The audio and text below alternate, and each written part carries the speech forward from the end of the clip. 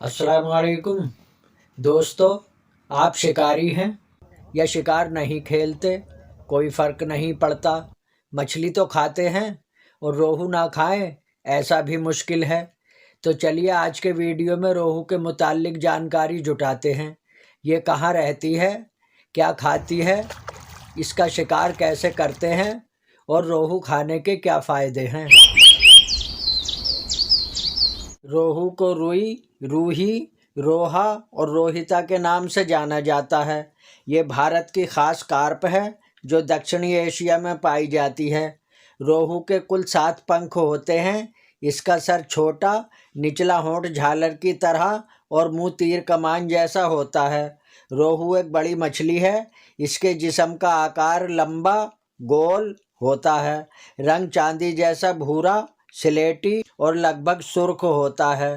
पंखों और सर को छोड़कर सारा जिस्म स्केल से ढका रहता है। इसकी लंबाई तकरीबन 6 फुट और वजन 40-45 किलो तक हो सकता है, लेकिन ज़्यादातर 1.5 से पौने 2 फुट लंबे रोहू पाए जाते हैं। रोहू एक खूबसूरत मछली है। जब चलती है तो ऐसा लगता है जैसे पानी में मिनी हवाई जहाज तैरता हो। छूते ही भड़बड़ करती भाग जाती है। ये भारत के अलावा बांग्लादेश, म्यांमार, पाकिस्तान, नेपाल और वियतनाम की नदियों में रहती है। ये प्रायद्वीप और श्रीलंका की कुछ नदियों में भी पाई जाती है। रोहू एक सर्वाहारी मछली है। ये कई तरह के खास चारे पसंद करती है और एक जवान और बड़ा रोहू शाकाहारी फीडर है जो खास तौर से फाइटोप्लैंक्टन और जलमग्न वनस्पति खाता है। रोहू 2 से 5 साल की उम्र में पहुंचकर अंडे देता है और ये बाढ़ के दिनों में बाढ़ वाली नदियों के बीच में अंडे देता है। रोहू एक अच्छे जायके वाली मछली है। इसे नेपाल, पाकिस्तान, बांग्लादेश और तकरीबन पूरे भारत में शौक से खाया जाता है। दोस्तों, रोहू मछली तो हम खाते हैं, लेकिन इसके फ़ायदे के बारे में कुछ नहीं जानते। बहुत कम लोग हैं जो रोहू मछली खाने के बेनिफिट की नॉलेज रखते हैं। रोहू मछली में vitamin A, vitamin B, vitamin C और ओमेगा 3 एसिड भरपूर है और इसके अंदर विटामिन डी भी मौजूद होता है।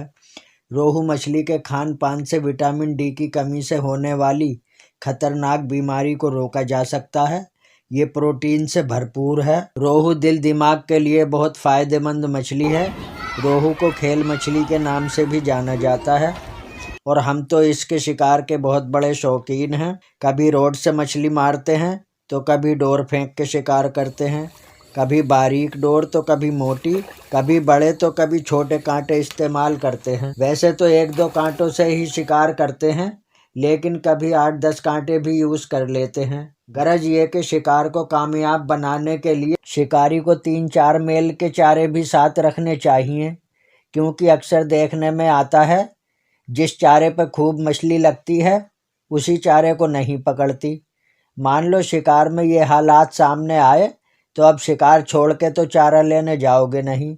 अगर चले भी गए तो शिकार का टाइम ज़ाया हो जाएगा। तो टाइम बचाने और शिकार को कामयाब बनाने के लिए अगर आपके पास चारे होंगे तो 1-2 चारे फेल हो भी गए, 1-2 चारे कारगर भी हो सकते हैं। एक ही चारे की तुक सही बैठ गई तो बल्ले बल्ले है। चालाक शिकारी वही है जो पानी की सिचुएशन देख के शिकार की टेक्निक चेंज कर ले। मैं तो एक मामूली शिकारी हूँ, आप मुझसे बेहतर जानते हैं। इस मसरूफ़ ज़िंदगी में शिकार के लिए वक्त निकालना बहुत मुश्किल है। कभी कभार टाइम मिल जाता है तो कुछ समय शिकार में गुजर जाता है। महंगाई आसमान छू रही है। ज़रूरियात के मसाइल हल करने के लिए इंसान कड़ी मेहनत और मशक्क़त करता है, तब कहीं जाकर राहत की सांस ले पाता है। आज की जदीद तरीन सवारियों के ऐशो आराम में हम पैदल ही चलना भूल गए हैं, जबकि पैदल चलना हमारी सेहत के लिए बहुत लाभकारी है। लोग सैर सपाटे और घूमने फिरने के लिए टाइम निकाल के बड़े बड़े टूर पे जाते हैं और बड़ी रकम खर्च करते हैं। शिकारी को वक्त मिलता है और दिल करता है तो थैला लेके शिकार को चल देता है। जंगल की ऊबड़ खाबड़ ज़मीन और नदी के रेत पे चलना ऐसा लगता है जैसे आगे बढ़ने के बजाय पीछे हट रहे हों। फिर भी शिकार की धुन में जिद्दोजहद करते हुए आगे बढ़ता है और अपनी मंजिल पे पहुँच के शिकार खेलता है। जंगल की फ्रेश और एकदम तरोताज़ा आबो हवा और दिलकश नज़ारे जो सुकून मिलता है, बयान कर पाना बहुत मुश्किल है। मैं तो यही कहूँगा, शिकार से आके बार बार जाने को मन करता है। दोस्तों, माना कि सर्दी के मौसम में गर्मी बरसात के मुकाबले मछली कम लगती है, लेकिन जब लगती है तो ठंड के दिनों में भी खूब लगती है। बस थोड़े नॉलेज और एक्सपीरियंस होना चाहिए। अगर ये दोनों बातें आपके अंदर मौजूद हैं तो टेंशन की कोई बात नहीं है, आप अपना काम अच्छे से मेंटेन कर सकते हैं।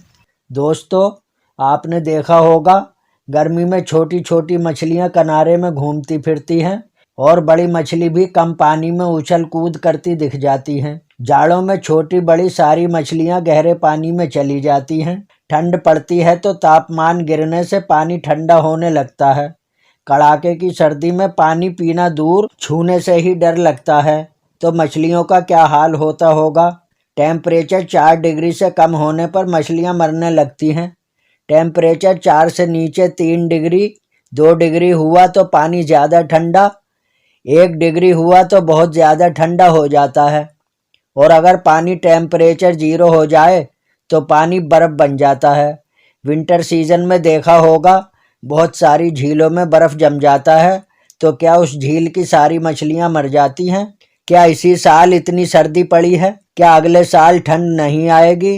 ये नेचर का नियम है, हर साल गर्मी सर्दी आती है, मछलियाँ भी जिंदा रहती हैं। मछली नहीं बल्कि पानी में रहने वाले सारे जीव जंतु जिंदा रहते हैं। पानी जितना ठंडा होता है उतना हल्का हो जाता है। ठंडा पानी हल्का होकर ऊपरी सतह पे आ जाता है। बहुत ज़्यादा ठंडा होने पर झील में बर्फ़ बन के जम जाता है। बर्फ़ के नीचे ऑक्सीजन घुला लिक्विड वाटर होता है। इसका मतलब है ठंडा पानी झील के ऊपर बर्फ़ की शक्ल इख्तियार कर लेता है और गर्म पानी नीचे होता है। ठंडे पानी से बचने के लिए ही मछलियाँ गहराई में चली जाती हैं। गहराई में जाने का मकसद ये बिल्कुल नहीं है कि वो खाना पीना छोड़ देती हैं या शिकार होना बंद हो जाएगा। आपने देखा होगा लोग बर्फ़ में होल करके शिकार कर लेते हैं,